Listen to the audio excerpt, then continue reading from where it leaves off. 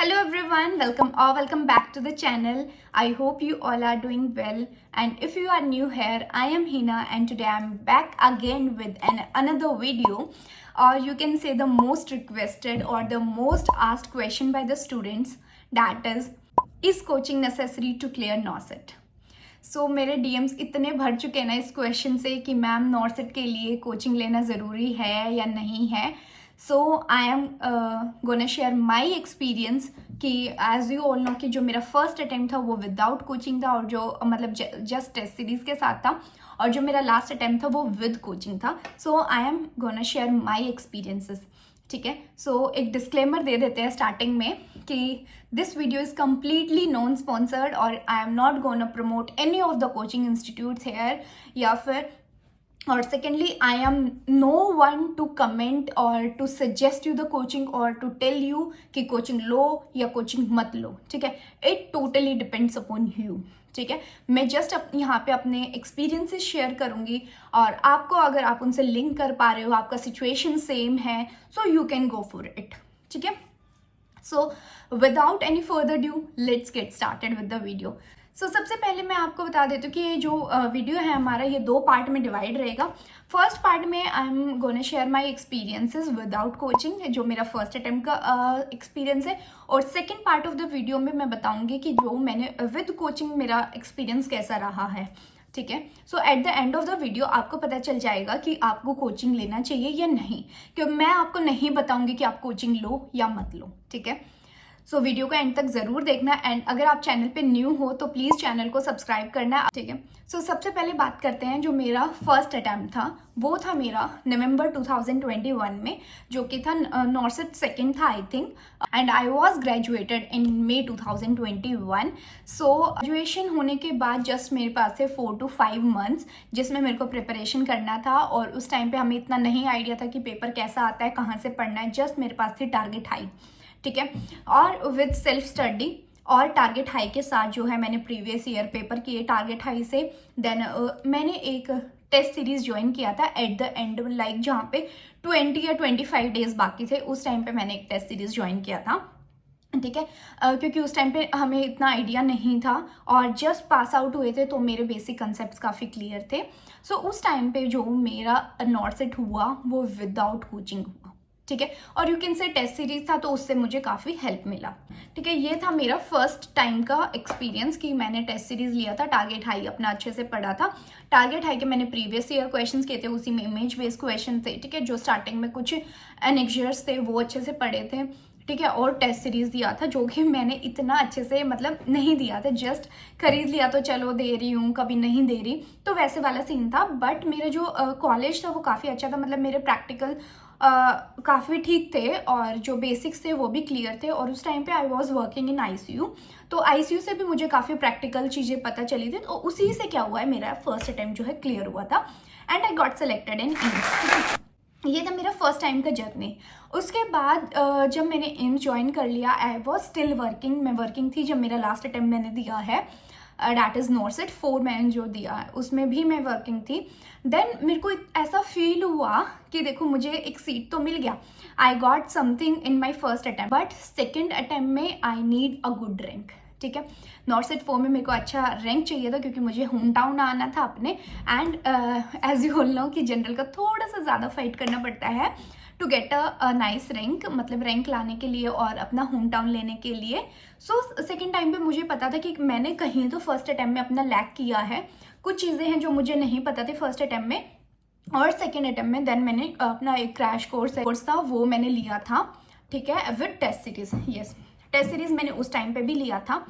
सो उससे क्या हुआ ना, I got a proper guidance कि कैसे क्या आता है. एक तो मेरे को एक्सपीरियंस हो चुका था फर्स्ट अटैम्प्ट से कि एग्ज़ाम कैसे आते हैं. ठीक है, बाकी टेस्ट मैंने रेगुलरली दिया. जो मैंने अपने फर्स्ट अटैम्प्ट में गलती किया था कि मैंने टेस्ट सीरीज ऐसे ही मतलब रेंडमली देती थी, कभी नहीं देती थी, दे दिया तो मैंने उसके रैशनल नहीं पढ़े. लास्ट में मैंने क्या किया, अच्छे से रैशनल्स पढ़े. ठीक है, वो एक चीज़ मेरे को फ़ायदा हुआ कि मेरे को पता था कि फर्स्ट अटैम्प्ट में मैंने टेस्ट सीरीज कैसे दिया और इस अटैम्प्ट में मेरे को अच्छे से करना है.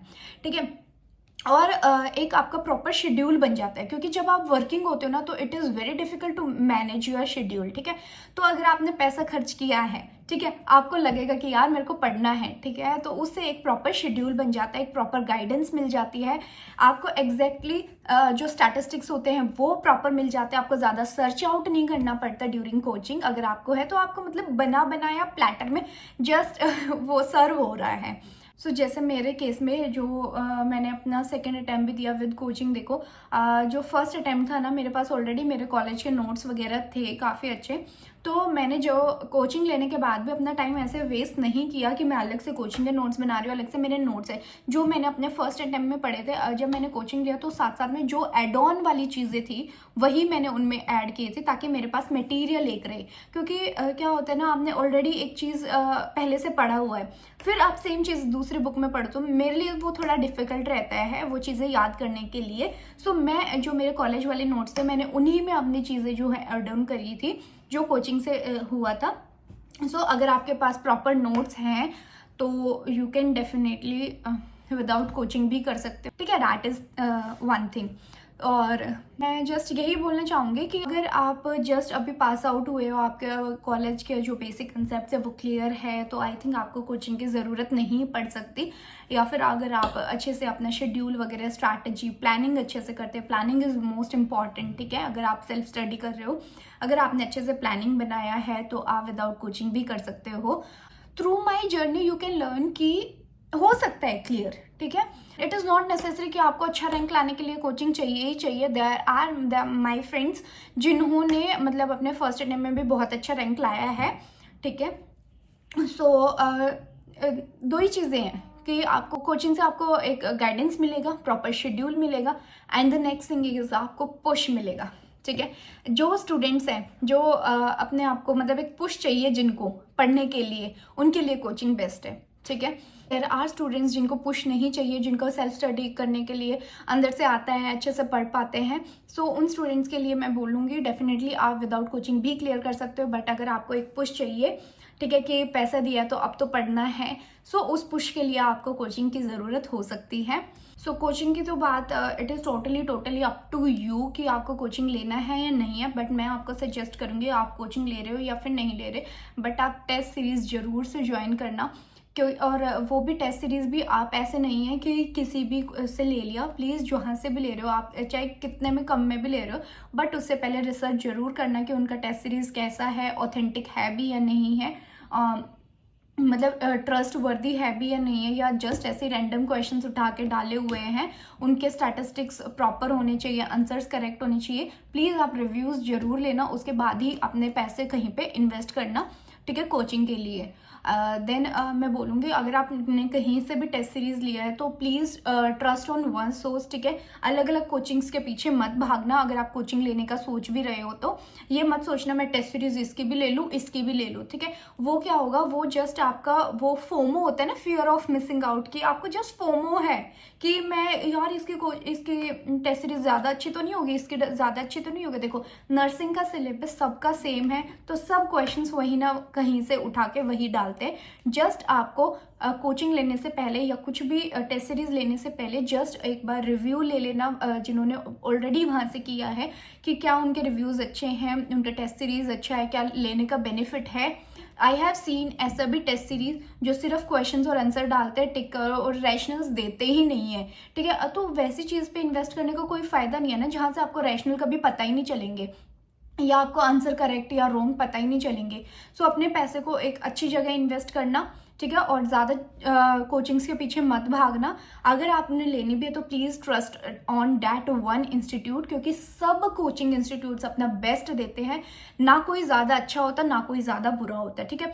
द थिंग इज़ कि आप कैसे काम कर रहे हो, ठीक है। आप विदाउट कोचिंग भी क्लियर कर सकते हो, आप विद कोचिंग भी क्लियर कर सकते हो। बट अगर आपने अपना पैसा कहीं पे इन्वेस्ट किया है तो उसको अच्छे से यूटिलाइज करना है, ठीक है, वेस्ट नहीं करना। This is all about my experiences with और विदाउट कोचिंग, और यही मैं आपको बोलना चाहूँगी कि it is totally up to you. जो आपको अच्छा लगे वो करना। आप कहीं पे पैसा इन्वेस्ट कर रहे हो तो प्लीज़ उसको यूटिलाइज ज़रूर से करना, बस खरीद के कुछ भी मत रख देना, ठीक है। एंड अपना एक प्रॉपर स्ट्रैटेजी बनाओ, प्लानिंग करो, उसके बाद अच्छे से काम करना।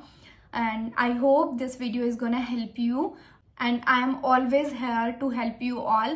अगर आपको कोई भी डाउट है, कुछ भी पूछना है तो आप कमेंट कर सकते हो या फिर आप डायरेक्टली इंस्टाग्राम पे डीएम कर सकते हो.